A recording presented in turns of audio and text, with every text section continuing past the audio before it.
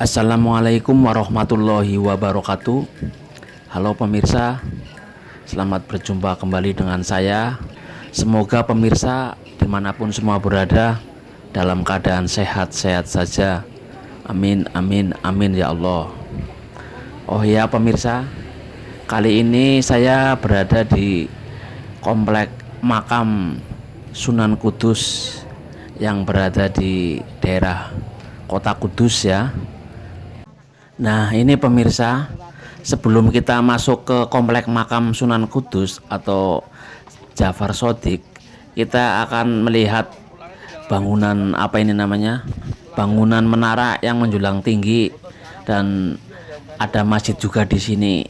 Nah, di sini ini Masjid Menara Kudus ya, pemirsa.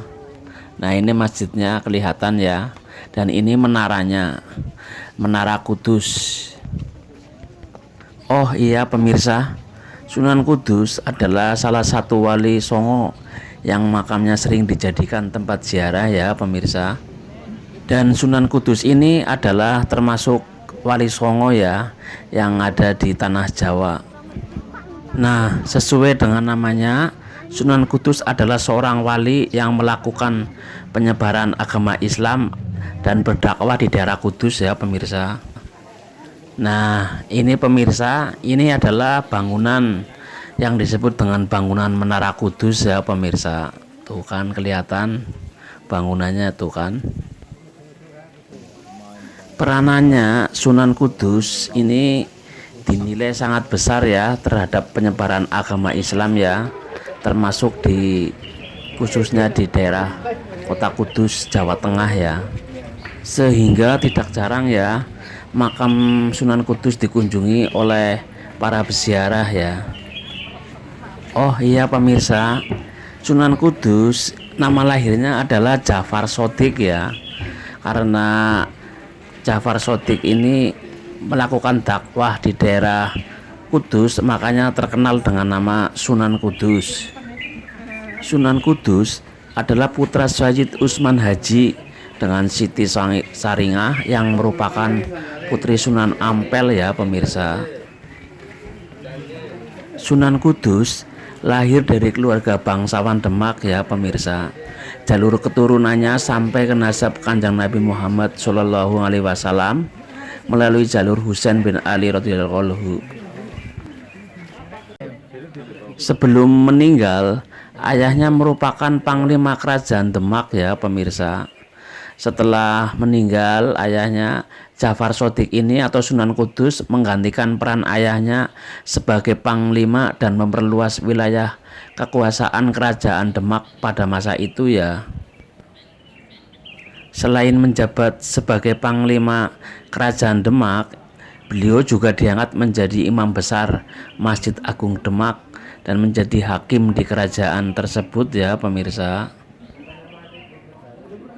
Setelah bertahun-tahun mengabdi, Sunan Kudus pun wafat sekitar pada tahun 1550 Masehi ya.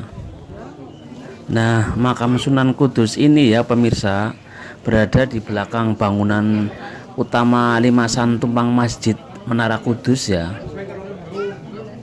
Nah, di komplek makam Sunan Kudus di sini juga ada makam para pangeran ya pemirsa. Ya pemirsa, kalau ingin berkunjung dan berziarah di makam Sunan Kudus ini, pemirsa itu di bagian depan itu ya pengunjung bisa melewati gapura beratap genting, lalu berjalan beberapa langkah sebelum belok ke kanan hingga akhirnya bisa melihat makam Sunan Kudus ya pemirsa. Ada beberapa kubah ya yang berisikan petak makam di area memanjang yang lebarnya kurang lebih 8 meter di belakang masjid ya pemirsa. Panjang area tersebut adalah sekitar 30 meter dengan pintu gapura menuju kubah besar. Nah, makam Sunan Kudus berada di sisi kiri beberapa meter sebelum ujung makam ya pemirsa. Selain makam Sunan Kudus, juga ada beberapa makam di area ini ya pemirsa, yang tadi pemirsa lihat ya, yang bisa pengunjung lihat tadi ya.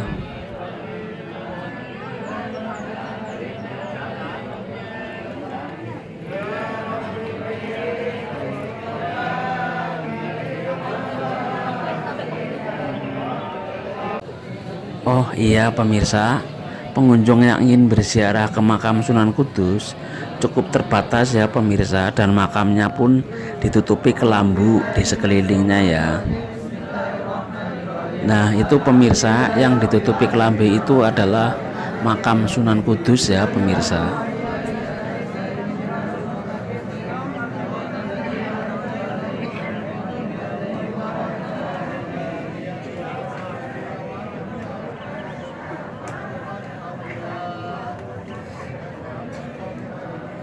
Cukup sekian dulu ya pemirsa tentang makam wali Allah Sunan Kudus yang berada di Kabupaten Kudus, Provinsi Jawa Tengah ya.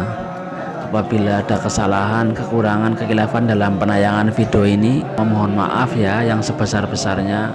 Wassalamualaikum warahmatullahi wabarakatuh.